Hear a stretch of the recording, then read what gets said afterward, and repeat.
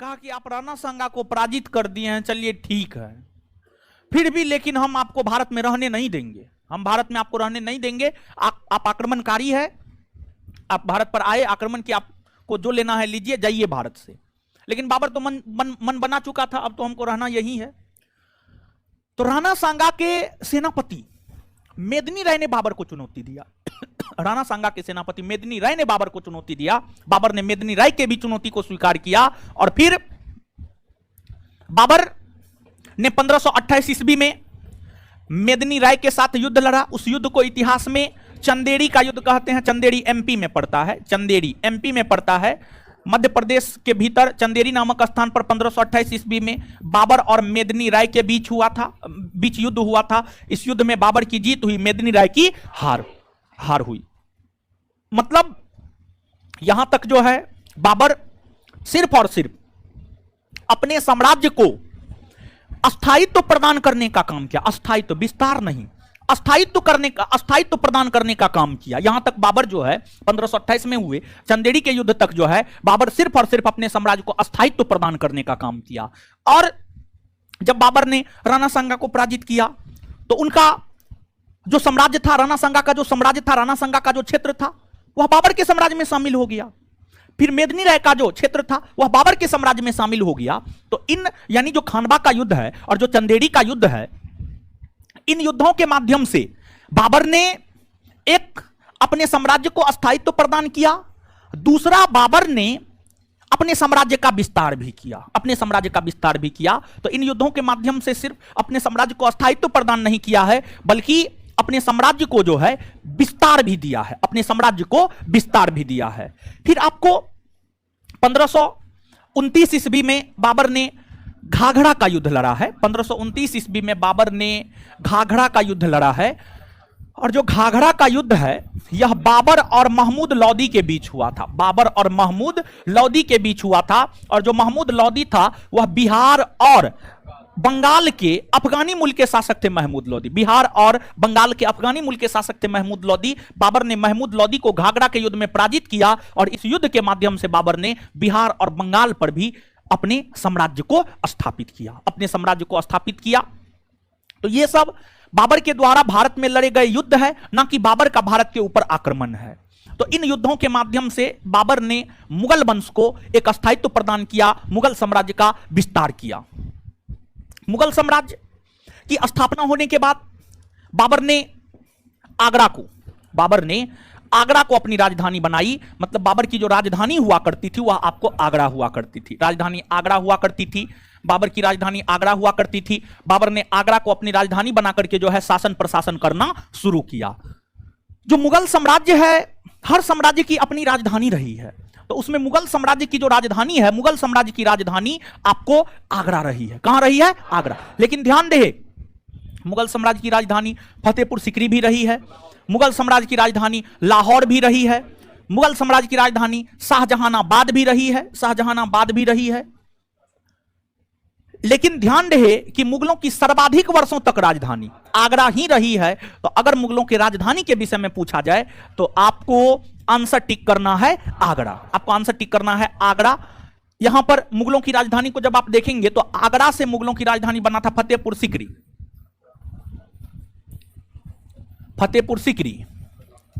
और फतेहपुर सिकरी से बना था लाहौर, और लाहौर से फिर बना था फतेहपुर सिकरी, और फिर फतेहपुर सिकरी से बना था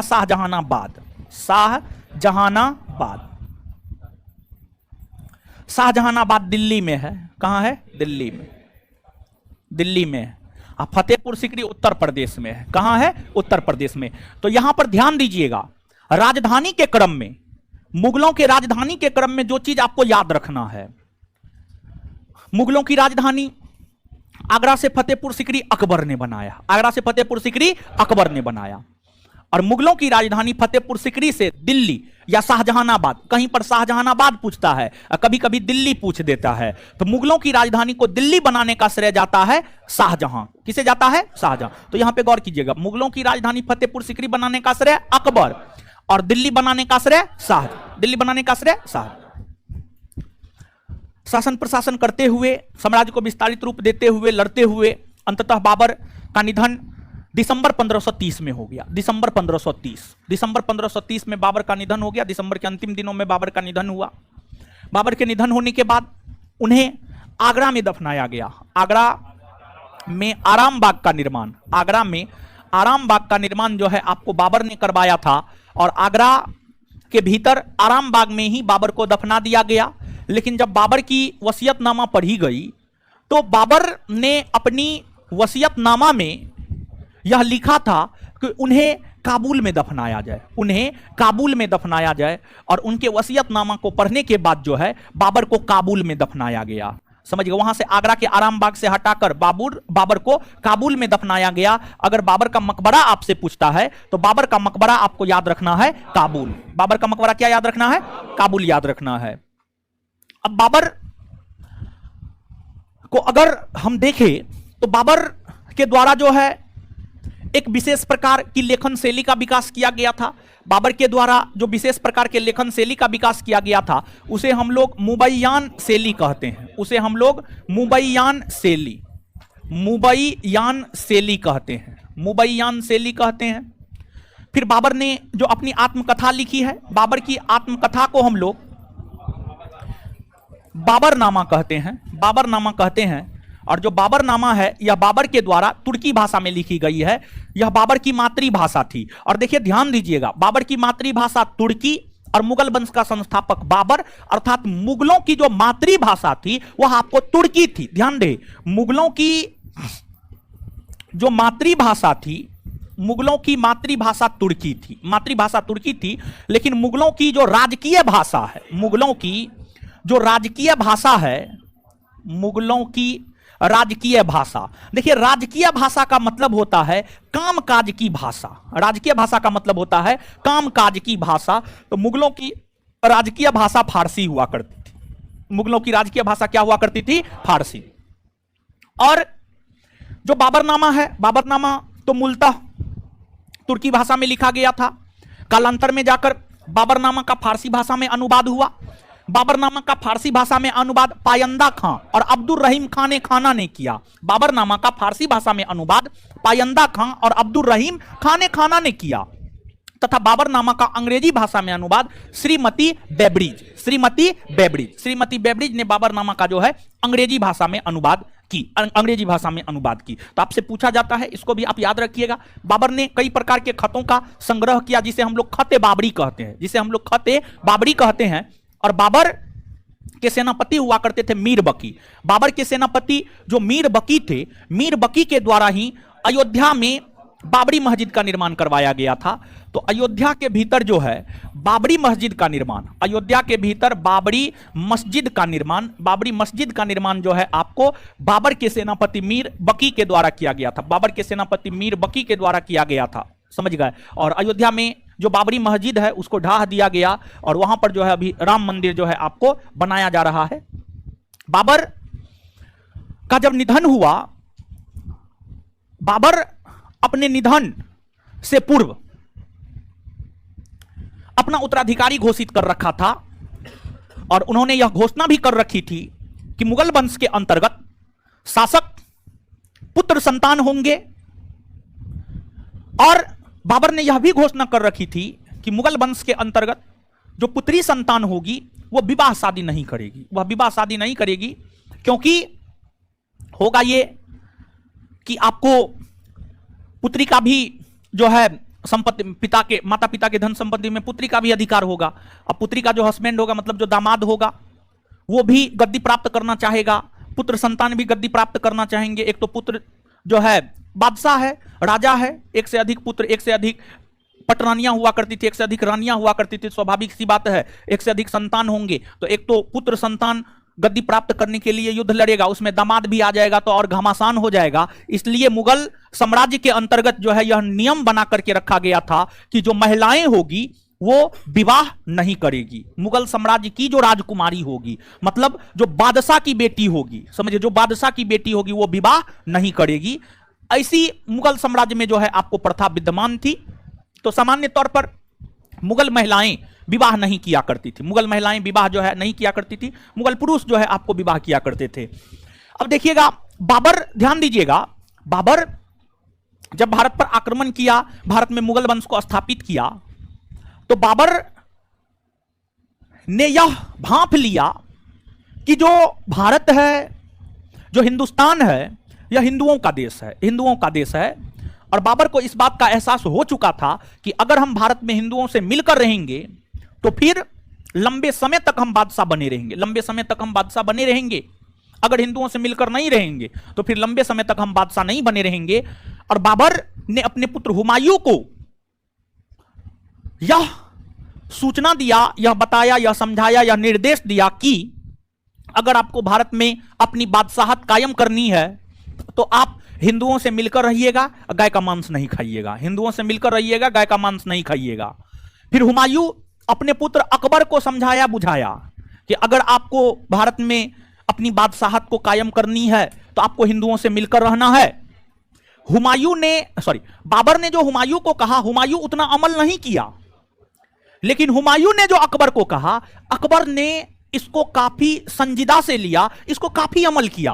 और अकबर की जो नीतियां हैं हिंदुओं के प्रति, स्पेशली हिंदुओं के प्रति जो अकबर की नीतियां हैं, काफी उदारवादी नीति अकबर की रही है, जिस कारण मुस्लिम धर्म गुरुओं ने, उलेमाओं ने, खलीफाओं ने, सूफी संतों ने अकबर का विरोध किया, अकबर का विरोध किया। लेकिन इसके बावजूद अकबर उन सभी का बहुत ज्यादा महत्व नहीं दिया और अकबर अपनी नीति के तहत, अपनी अंतरात्मा के तहत जो है काम करते रहे। और कोई भी शासक जो महान होता है, कोई भी शासक जो साम्राज्य विस्तार करता है, वो उनकी नीतियों के कारण उनके साम्राज्य का विस्तार हो पाता है। अगर अकबर ने एक विशाल साम्राज्य को स्थापित करने में सफलता हासिल की है तो वह उनकी नीतियां हैं, उनकी नीतियों के कारण ही, अकबर अपनी नीतियों के कारण ही जो है आपको इतने ज्यादा सफल रहे हैं, इतने ज्यादा अपने साम्राज्य का जो है विस्तार अकबर कर पाने में सफल हो पाए हैं।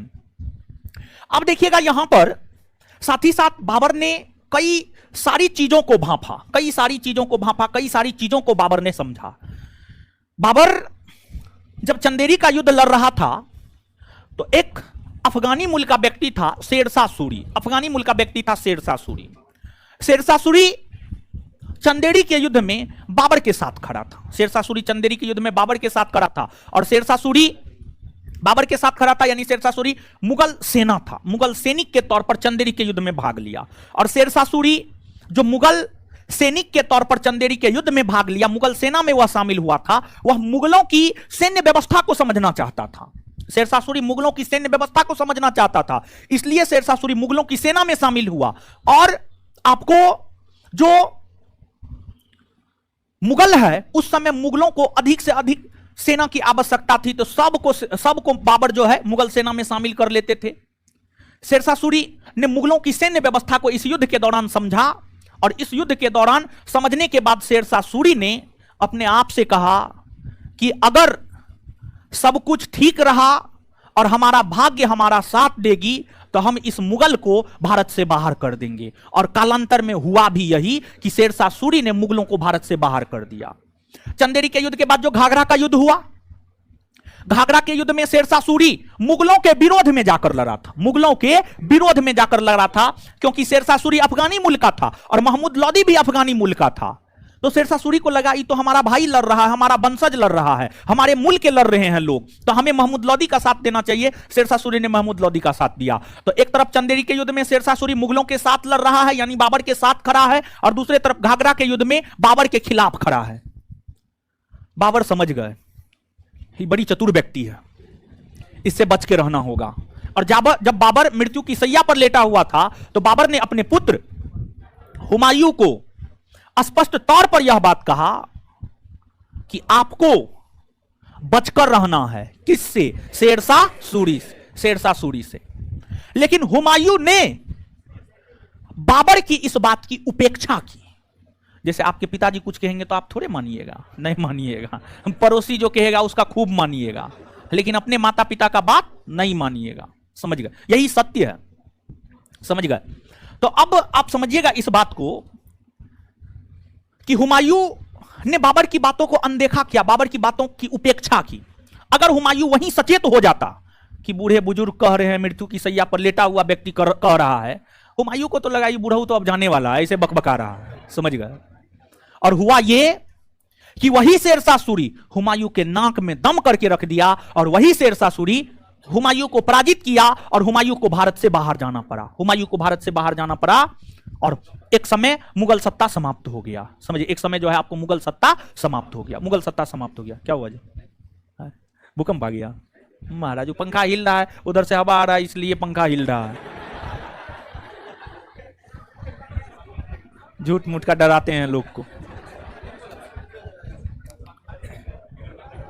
और ध्यान दीजिएगा, भूकंप आएगा तो इन्हें इधर से कूद जाइएगा, बचबो नहीं कीजिएगा कोई। हाँ, कूद जाइएगा, मर जाइएगा महाराज, समझे। चलिए, तो अब जो है इसके बाद आगे बढ़ेंगे। एक बार इसको पढ़ लीजिए। तो छोड़िए, पढ़िए मत, पढ़ने का टाइम नहीं है। ठीक है, चल रहा है ना जी?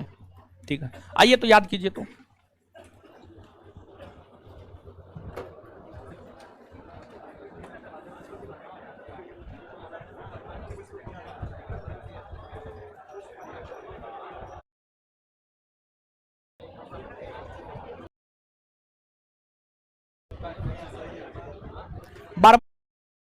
बाबर का मूल नाम, बाबर का मूल नाम तुर्की भाषा में बाबरकार, तुर्की भाषा में बाबरकार। बाबर के पिता, माता। बाबर अपने पिता के तरफ से किसका बन? माता के तरफ से। बाबर का जन्म कब हुआ? बाबर कहां का शासक बना? और इसके बाद बाबर ने बादशाह की उपाधि कब धारण? बादशाह की उपाधि। बाबर ने भारत पर कितना बार आक्रमण किया? 5 बार। कितना बार? पहली बार आक्रमण कब किया? कौन किला के खिलाफ? बाजौर। और बाबर किस अभियान पर था? तो बाबर को भारत पर आक्रमण करने के लिए निमंत्रण मिला, पेशावर अभियान। बाबर को भारत पर आक्रमण करने का निमंत्रण किन लोगों ने दिया था?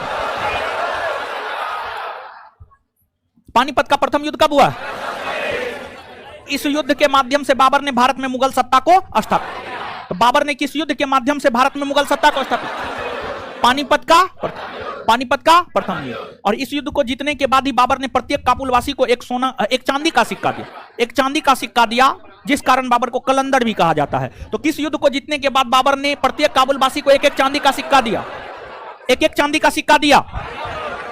पानीपत के कलंदर किसकी उपाधि? कलंदर किसकी उपाधि? खानवा का युद्ध कब हुआ? किसके किसके बीच? बाबर और किस युद्ध के दौरान बाबर ने जिहाद का नारा दिया? किस युद्ध के दौरान बाबर ने जिहाद? तमगा नामक कर को समाप्त कर दिया। किस युद्ध को जीतने के बाद गाजी की उपाधि धारण की? गाजी की उपाधि धारण की। चंदेरी का युद्ध कब हुआ? किसके किसके बीच? किसकी जीत हुई है? शेरशाह सूरी इस युद्ध में बाबर के साथ था या बाबर के विरोध? बाबर के। घाघरा का युद्ध कब हुआ? किसके किसके बीच? इसमें किसकी जीत हुई है? मुगलों की राजधानी आगरा से फतेहपुर सीकरी किसने बनाया? फतेहपुर सीकरी से दिल्ली शाहजहां किसने बनाया? बाबर का निधन दिसंबर 1530 में। दिसंबर 1530। बाबर का निधन कब हुआ? बाबर को कहां दफनाया गया सबसे पहले? आगरा के। वसीयतनामा पढ़े जाने के बाद बाबर का मकबरा कहां है? मकबरा कहां है? मुबैयान पद से लिखा जन्मदाता। बाबर की आत्मकथा का क्या नाम? कौन भाषा में लिखा गया? कौन भाषा में? मुगलों की मातृभाषा, मुगलों की राजकीय भाषा। अयोध्या में बाबरी मस्जिद का निर्माण किसने करवाया? बाबरनामा का फारसी भाषा में अनुवाद किसने?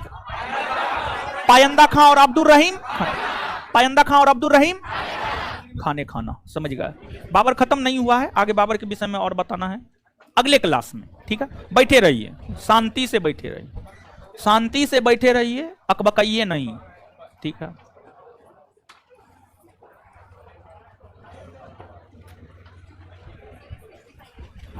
स्केच दिखा है। आइए, है कौन दिए थे? आप दिए थे। आप आइए, आइए। आज हमको एक लड़का स्केच दिया है मेरा। आइए आइए आइए आइए ना, आइए ना, दिखाते हैं, सबको दिखाते हैं। और काफी बढ़िया से बना के दिया है। वही बनवाया है, कुछ भी करके दिया है ना जी। आम खाने से मतलब है, गुठली मत गिनिए महाराज। देखिए ये स्केच, देखिए यही दिए हैं। देख लीजिए सब लोग, आप लोग भी देख लीजिए। ऑनलाइन वालों को दिखा रहे हैं, ऑनलाइन वालों को दिखा रहे हैं हम। आप लोग देख लीजिए।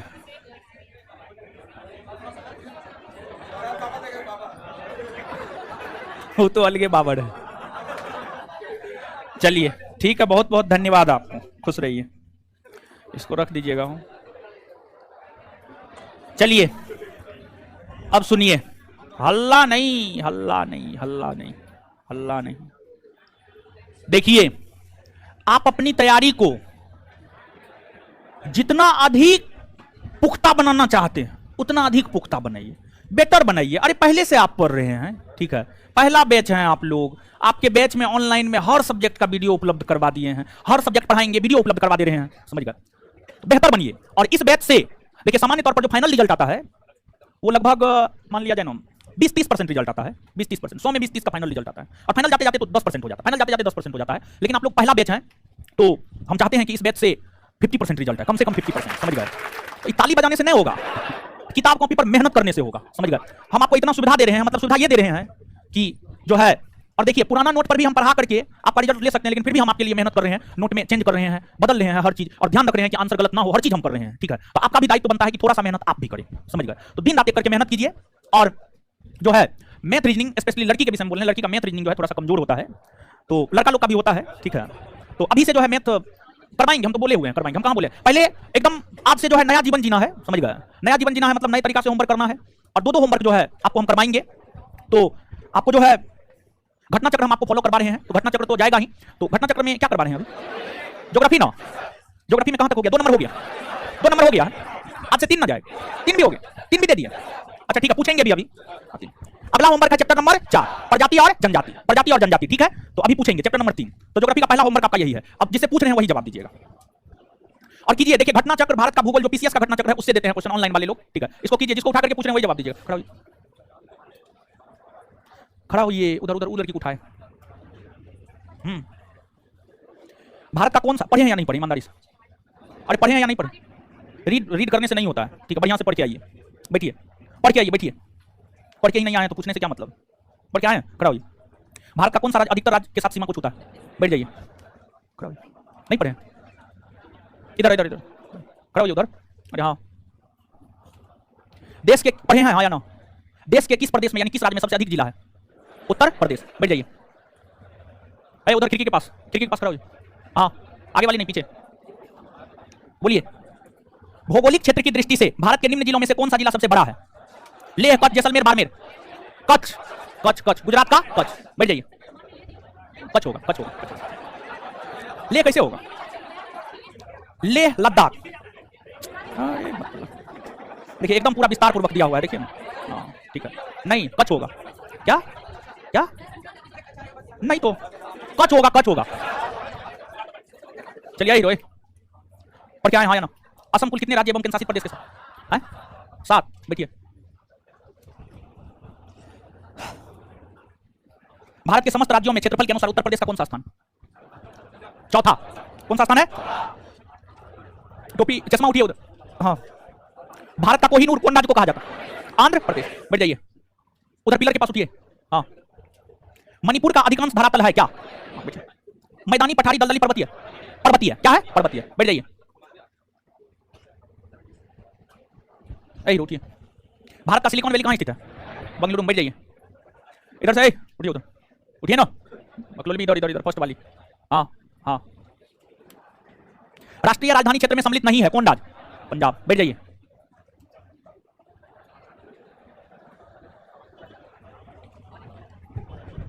चलिए अगला होमवर्क ज्योग्राफी में दे दिया है। अब सुनिए, हल्ला मत कीजिए। देखिए बायोलॉजी तो चल ही रहा है, बायोलॉजी के साथ साथ जो है हिस्ट्री चल रहा है, हिस्ट्री चल रहा है, पॉलिटी तो पढ़ा दी है, लेकिन ये सब चीज याद है आप? हाँ याद है? चलिए ई होमवर्क के साथ साथ जो है ना, सोच रहे हैं जो एप्लीकेशन पर वीडियो उपलब्ध करवाए हैं वहां से होमवर्क दे, ठीक है? वहां से भी होमवर्क दे। तो वहां पे इकोनॉमिक्स का वीडियो देखना है, आज से आप वाला है। उस बैच में जो पढ़ाया गया है वही वीडियो आपके 10 से 12 एसआई बैच में अपलोड करवाए हैं, काफी विस्तार पूर्वक बिट्टू सर पढ़ाए हैं। उसमें इकोनॉमिक्स बोल जाओ ना, एप्लीकेशन चलिए होमवर्क क्या करें? अब जो एप्लीकेशन करने हैं दुनिया हमारे वीडियो करके अभी लगा जब हो गया, अब लगा हो गया, ठीक है? और ये वीडियो देखने के लिए, और ये वो है बुक, ठीक है? पूरा वीडियो जैसा कि है ना, आगे जाकर वीडियो देखने के लिए आपको बोलेंगे क्या वीडियो हो रहा है, समझ गए? पूछेंगे इकोनॉमिक्स से शुरू करते हैं, बोलते हैं हम एप्लीकेशन देखते हैं, इकोनॉमिक्स में क्या करना है? इकोनॉमिक्स का पहला है, इकोनॉमिक्स में 1 2 3 4 लेक्चर है। आज सोमवार है, शुक्रवार को इकोनॉमिक्स का पहला चैप्टर पूरा क्वेश्चन आंसर पढ़ाएंगे, समझ गए? हां तो इस तरह का पढ़ा रहा हूं मैं, समझ गए? पहला चैप्टर इकोनॉमिक्स शुक्रवार को पूछेंगे और लेकिन चोरी दोनों, ठीक है? पहला होमवर्क ये शुक्रवार के लिए इकोनॉमिक्स का पहला चैप्टर 4 लेक्चर है, ये लेक्चर 1.5 घंटा लगेगा। बेटा जो भी हो समझ में होगा चक्कर मत क्लियर करना आपसे एक के लिए होगा क्लियर हां नहीं क्लियर कीजिएगा सॉरी अभी क्लियर नहीं महाराज अजी बात चलिए आगे आगे क्वेश्चन नहीं लाएंगे लाया चलिए आगे बात बोलिए क्वेश्चन के लिए आगे क्वेश्चन नहीं होगा क्वेश्चन के जवाब नहीं क्वेश्चन नहीं एक क्लियर चाहिए 17 प्रीलिम्स क्वेश्चन है 17 प्रीलिम्स क्वेश्चन हो गया क्वेश्चन है अगला क्वेश्चन है यहां लिख 17 प्रीलिम्स साइंस सिटिंग क्वेश्चन है बिहार में क्वेश्चन होगा देखो वन बिहार में कितना दिया वन दिया दो बाकी बात है बाकी में 17 रेडियो 27 यहां पैसा दिया संख्या कितना दिया संख्या इसलिए आपका आर्यन मार्क आर्यन मार्क नहीं किया और इसलिए आपका सीआर पास नहीं किया सीआर पास नहीं किया और जब ये है इसलिए इसलिए कांग्रेस पास नहीं किया इसलिए कांग्रेस ये यूं कांग्रेस पास नहीं किया इसलिए कांग्रेस पास ये ओ यूं को कांग्रेस पास कांग्रेस पास कांग्रेस पास किया और इसलिए सीआर पास में सीआर ने एक बात कहा और प्रस्ताव किया कि कांग्रेस के लिए बिहार पैसे कितना लेगी लेकिन उस प्रस्ताव को कांग्रेस पास नहीं कर सकी सीआर पास करने वाले जिस वजह से सीआर पास कांग्रेस छोड़ी कांग्रेस छोड़ी सीआर पास ने नहीं पार्टी का सवाल पार्टी का ये सब बात नहीं किया अब पता होगा सी हो जाएगा पहला कांग्रेस के बाद में